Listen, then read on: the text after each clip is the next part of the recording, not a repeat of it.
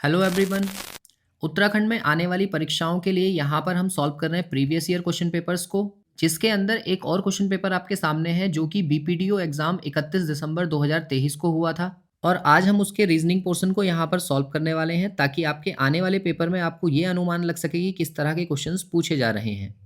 जिसमें देखिए question number first आपको दिया हुआ है कि कौन सी आकृति निम्नलिखित श्रृंखला को जारी रखेगी। देखो ये जो क्वेश्चन होता है ना, ये फिगर का क्वेश्चन, हमेशा इसमें सबसे पहले चेक करो रोटेशन। और रोटेशन देखो किस आधार पर होता है। जैसे ये वाली जो लाइन मुझे यहाँ दिख रही है बीच में, ये कुछ इस तरह से बनी हुई है और उससे अगली फिगर में ही वो कुछ इस तरह से घूम गई है। तो आप ये देखो कि अगर कोई चीज़ इस डायरेक्शन में थी और अब इस डायरेक्शन में है, तो यहाँ पर वो कितने डिग्री रोटेट हुई है? 90 डिग्री क्लॉकवाइज, मतलब घड़ी की दिशा में। तो आप ये कहो कि यहाँ से लेकर यहाँ तक ये पिक्चर 90 डिग्री क्लॉकवाइज घूमी होगी। और फिर उसके बाद यहाँ से यहाँ तक क्या हुआ है? देखो यही वाला जो फिगर था, जो लाइन हमने कंसीडर की थी, वो अब घूमकर ऐसे हो गई है। मतलब अब वो लाइन यहाँ पर ऐसे घूम रही है, तो ये अगली बार में 45 डिग्री घूमा होगा। तो यहाँ से हमने लिखा 45 डिग्री। इसके बाद देखो यही वाली लाइन यहाँ से घूमकर यहाँ तक पहुँची है, मतलब 135 डिग्री घूमी है। तो ये 135 डिग्री कहाँ से आया? ये 90 और ये 45 इसमें प्लस कर दिया गया है। और इससे अगली बार में फिर से 45 डिग्री है। तो अगला जो रोटेशन होगा हमारा वो कितना होगा? इस 135 में हम 45 प्लस करके लिखेंगे, मतलब 180 डिग्री। और 180 डिग्री अगर इस वाली लाइन को मैं घुमा दूँ तो ये लाइन कुछ इस तरह से दिखेगी। और इस तरह की लाइन हमें कौन सी फिगर में दिख रही है? ऑप्शन ए में। तो इस क्वेश्चन का जो करेक्ट आंसर होगा ना, वो ऑप्शन ए ही होगा और बाकी के 3 ऑप्शन हम एलिमिनेट कर देंगे। और यहाँ पर आपकी जितनी अच्छी स्पीड होगी इसको देखने की, उतनी ही जल्दी आप इसे सॉल्व कर पाएंगे। इसके बाद देखिए क्वेश्चन नंबर 92, तो उसमें कहा है कि यदि अंग्रेजी वर्णमाला के प्रत्येक अक्षर का मान उसके वर्णमाला के क्रमांक के बराबर है। इसका मतलब ये है, आपसे कहा गया है कि अगर आपको ए बी सी डी के लेटर प्लेस याद हैं तो उसी के आधार पर इस क्वेश्चन को सॉल्व करना है। तो निम्न में से किस में उसके सभी वर्णों का योग अधिकतम होगा? मतलब ये आसान सा क्वेश्चन है। आपसे ये कहा गया है कि अगर MATHS ये लिखा हुआ है, M 13 पर होता है, ये 1 पर होता है, ये 20 पर होता है, ये 8 पर होगा और ये 19 पर होगा। तो इन सबको आपको क्या करना है? ऐड करना है। और ऐड करने के बाद में जो वैल्यू आ रही है वो 61 आ रही है। तो आप ये कहो कि इसके जो डिजिट सम है वो 61 आ रहा है। ऐसे ही हिंदी का जोड़ो। तो H के लिए हम लिखेंगे 8, ये 9 हो जाएगा, ये 14 हो जाएगा, ये 4 हो जाएगा और ये हो जाएगा 9। और इन सबको आप ऐड कर दोगे तो ऐड करने के बाद इसका सम आएगा 44। ऐसे ही इस वाले टर्म का भी ऐड करो तो S होता है आपका 19, ये 20 हो गया, ये 1, ये 20 और ये 19। इन सबको आप ऐड करोगे तो ऐड करने के बाद ये हो जाएगा 79। और फिर चौथा है सिविल, यानी कि 3 हो जाएगा, ये 9, ये 22, ये 9 और ये 12। और इन सबको आप ऐड करोगे तो ये आएगा 55। तो आपसे पूछा है कि इनमें सबसे अधिकतम किसका है? तो इस वाले वर्ड का है, मतलब बी ऑप्शन जो होगा ना, वो इसका करेक्ट आंसर है। और ये क्वेश्चन वो व्यक्ति जल्दी सॉल्व कर पाएगा जिसे लेटर के प्लेस याद होंगे। तो अगर आपको लेटर के प्लेस याद नहीं है तो डिस्क्रिप्शन में एक वीडियो है, वहाँ से उनको याद कर लेना कि कितनी आसानी से उनको हम एक ही बार में याद कर सकते हैं, ताकि एग्जाम में आपको ABCD लिखकर उनके प्लेस ना लिखने पड़े, डायरेक्ट से आपको याद होंगे। इसके बाद देखिए क्वेश्चन नंबर 93 को, तो उसमें कहा है कि वर्ष 2009 का कैलेंडर किस वर्ष के समान होगा, आपको ये बताना है। तो देखो ये मैंने आपको कैलेंडर टॉपिक में अच्छे से सिखाया है कि जो भी दिया गया वर्ष है, आप ये चेक करो कि उससे ठीक पहले का जो वर्ष होगा वो कौन सा है। तो वो एक लीप ईयर है। और अगर इससे जस्ट पीछे का वर्ष लीप ईयर होगा तो जो दिया गया वर्ष है वो 6 साल के बाद में रिपीट होगा। तो इसका मतलब ये है कि 2009 में आपको 6 साल प्लस करने हैं। तो ये कितना आ जाएगा? 2015। यानी कि सी ऑप्शन जो है वो इसका करेक्ट होगा। और चाहें तो आप इसे मैन्युअली भी सॉल्व कर सकते हैं। ऐसे 2 वर्ष जिनके बीच में विषम दिन 0 आ जाएँ, उन दोनों का कैलेंडर समान होगा। तो आप 2009 और 2015 के बीच में जब आप विषम दिन कैलकुलेट करोगे तो वो 0 आ जाएँगे और इसीलिए उनका कैलेंडर समान हो जाएगा। इसके बाद देखिए क्वेश्चन नंबर 94, तो उसमें कहा है कि एक महिला का परिचय कराते हुए राम ने कहा। जो भी व्यक्ति बोल रहा है सबसे पहले उसका नाम लिख लो, क्योंकि उसी के आधार पर हम डायग्राम बनाएंगे। फिर आगे कहा है मेरी दादी। इसकी दादी कौन होंगी? इसके पिता की जो माता है वो इसकी दादी होगी। कि इकलौती संतान, इकलौती संतान का मतलब है और कोई बच्चा उनके नहीं है, तो यानी कि राम के पिता की बात हो रही है। और उसकी इकलौती पुत्री यानी कि वो, और यही वो महिला है जिसकी बात हो रही है। ठीक है। तो आपसे पूछा गया है कि महिला का राम से क्या संबंध है? महिला का राम से, तो आपको बताना है कि राम जो है इस महिला को क्या कहेगा। तो ये इसकी सिस्टर है, यानी कि बी ऑप्शन जो होगा ना वो इसका करेक्ट आंसर है। इसमें आपको ध्यान रखना होता है जिसके साथ में का लगा हुआ है उसके बारे में बताना है। तो इसलिए बहन जो होगा वो इसका सही आंसर है। इसके बाद देखिए क्वेश्चन नंबर 95, तो 95 में कहा है यदि शब्द एक वर्ड दे रखा है आपको और उसमें कहा है कि उसको इससे हम कोड कर रहे हैं, तो बताओ लाइट का कोड क्या होगा। तो देखो इसके लिए आपको क्या आना चाहिए, लेटर की प्लेस जरूर आनी चाहिए, जिसके आधार पर आप क्वेश्चन को जल्दी सॉल्व कर पाओगे। तो अगर मैं इसके लेटर के प्लेस लिखूं तो एल होता है 12 पर और ये 5 पर होगा, ये 1, ये 4, ये 5 और ये 18। और इन्हें हमने कोड किससे किया है, देखो पहला 20 लिखा है, फिर 13 लिखा है, फिर 9 है, फिर 12 है, फिर 13 है और फिर 26 है। तो आप ये देखो कि इनमें रिलेशन क्या बनना है। देखो 12 से अगर 8 हो रहा है तो +8 हो रहा होगा। ऐसे ही 5 से 13 हो रहा है तो यहाँ पर भी +8 है। 1 से 9 हो रहा है तो +8 है। 4 से 12 हो रहा है तो +8 है। ऐसे ही 5 से ये फिर से +8 हो रहा है और ये 18 से फिर से +8 हो रहा है। तो इसका मतलब मुझे ये पता चल गया कि जो कोडिंग है ना उसमें +8 का कॉन्सेप्ट लग रहा है। तो लाइट का कोड फाइंड करने के लिए भी आप ऐसे ही करो, LIGHT। इसका कोड हो जाएगा 12, ये 9 हो गया, ये 7, ये 8 और ये 20। अब देखो यहाँ पर जैसे ही मैं +8 करता हूँ तो यहाँ 20 आएगा और 20 से मेरे चारों ऑप्शन है, सब में 20 लिखा है। तो एक लास्ट वाला निकाल लो। इस 20 में मैंने 8 प्लस किया तो यहाँ से आ गया 28 और 28 मुझे सी ऑप्शन में लिखा दिख रहा है। इसका मतलब सिर्फ सी ऑप्शन जो होगा ना वही इसका करेक्ट आंसर है। तो सी मार्क करेंगे हम। इसके बाद देखिए क्वेश्चन नंबर 96, तो 96 में आपसे कहा है कि यदि कैलाश, गोविंद और हरिंदर बुद्धिमान हैं और कैलाश, राजेश और जितेंद्र जो हैं वो कठिन परिश्रमी हैं। आगे कहा है राजेश, हरिंदर और जितेंद्र जो हैं वो ईमानदार हैं और कैलाश, गोविंद और जितेंद्र जो हैं वो महत्वाकांक्षी हैं। तो आपसे पूछा है कि इनमें से ना तो ईमानदार और ना ही कठिन परिश्रमी किंतु महत्वाकांक्षी जो है वो हमें व्यक्ति बताइए कौन सा है, और 4 ऑप्शन आपको दिए हुए हैं। तो देखो इसको आप कैसे सॉल्व करोगे।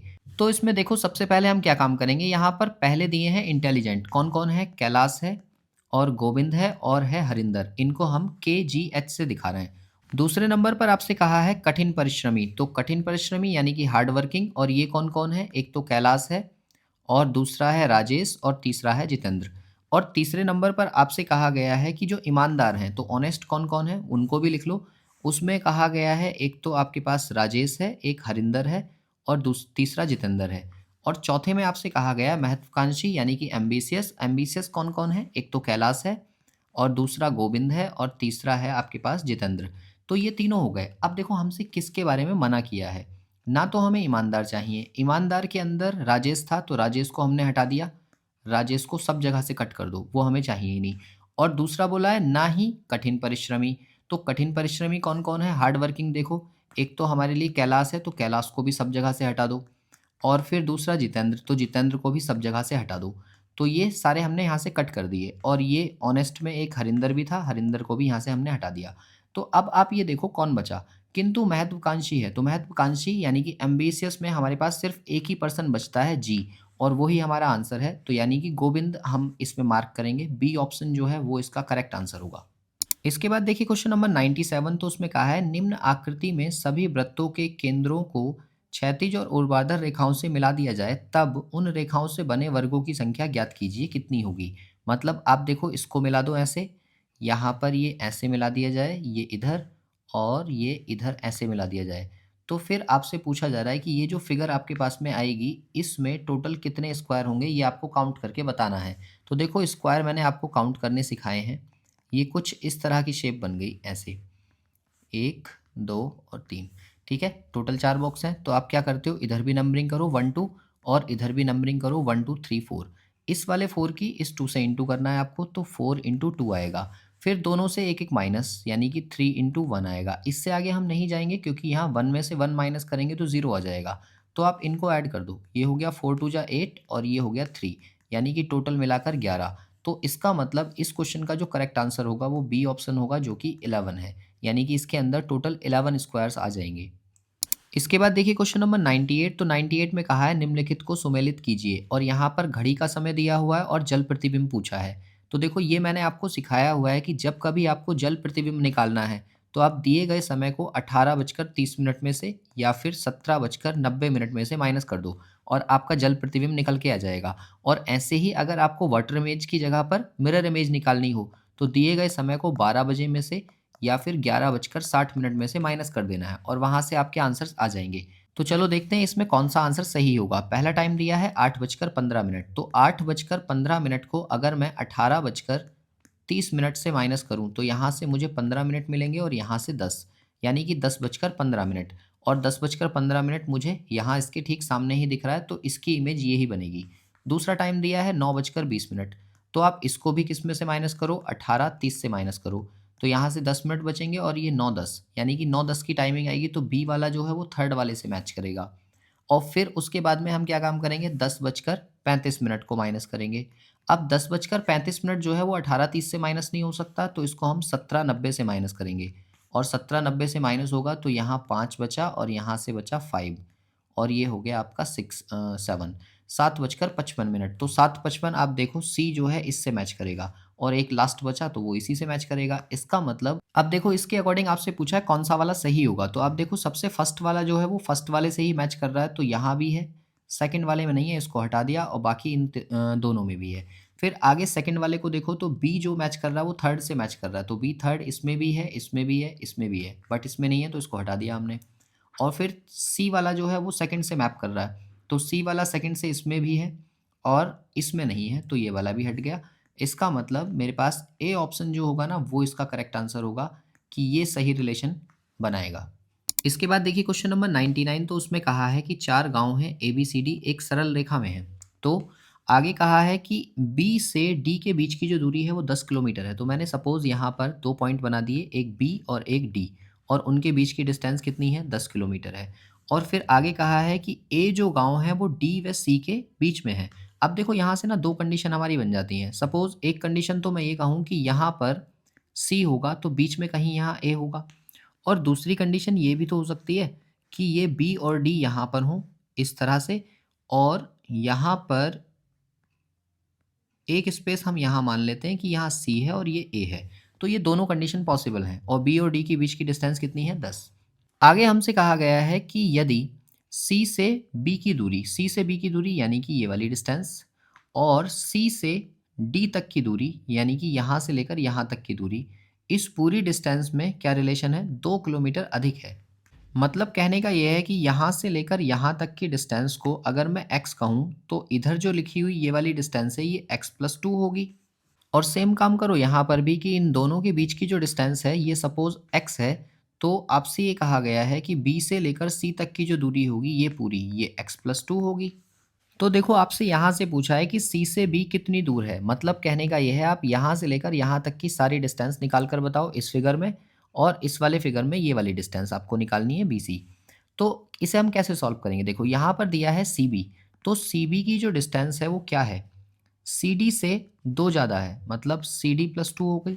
अब देखो यहाँ हमने DC कितना माना था, x, यानी कि ये x+2 है और इक्वल्स टू CB यहाँ से लेकर यहाँ तक की पूरी डिस्टेंस है यानी कि 10+x, तो इधर साइड में मैंने 10+x लिख दिया। अब आपको पता है आमने सामने x से x तो कट ही जाएगा, तो 10 2 के बराबर होगा क्या, नहीं, इसका मतलब ये वाली कंडीशन तो बनेगी नहीं। दूसरी कंडीशन में आपको दिया हुआ है कि देखो BC की जो डिस्टेंस है वो कितनी है, x+2, और फिर यहाँ से CD की जो डिस्टेंस है वो हमने x मानी थी तो +x, और ये जो पूरी डिस्टेंस है BD ये हमें क्वेश्चन में दे रखी है 10 किलोमीटर, तो ये 10 के बराबर कर दी, तो यहाँ से मिल जाएगा 2x इक्वल्स टू, ये 2 उधर चला गया तो 8, और इस 2 से ये कट जाएगा 4 टाइम्स, यानी कि x कितना आ गया, 4। अब आपसे पूछी कौन सी डिस्टेंस है, C से B तक की डिस्टेंस, तो C से B तक की डिस्टेंस हमने कितनी मानी थी, x+2, यानी कि x+2 में x की वैल्यू भर दो तो 4+2 यानी कि कितना आएगा, 6 किलोमीटर। वही हमारा आंसर है, मतलब बी ऑप्शन जो होगा ना वो इसका करेक्ट आंसर है।